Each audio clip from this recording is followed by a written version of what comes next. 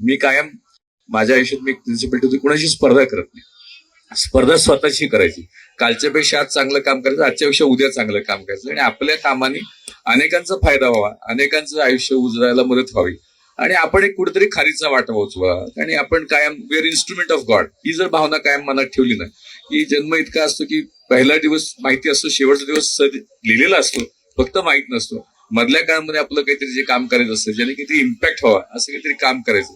आणि इकिगाई जर बदलला, ठरवला, तर मला वाटतं की खूप वेगळं होईल. तेव्हा मराठी तरुणांनी त्यांना कशात आवड मिळते ते ठरवावं आणि मग त्याच्यावरती झोकून देऊन काम करा. मग ते 9 ते 12 बघू नये.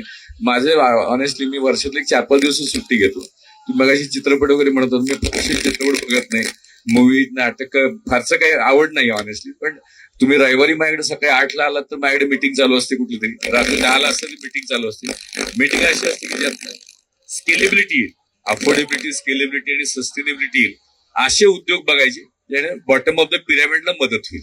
माझा कायम ध्यास असतो की पहिलं जे नाव ठरवलं मी 91 साली ठरवलं नाव भारत विकास, तर त्या नावाशी निगडीत आणि देव प्रेरणा देतो आणि त्यातनं कामं होतात. पण त्याला झोकून देऊन कामही करायला लागतं.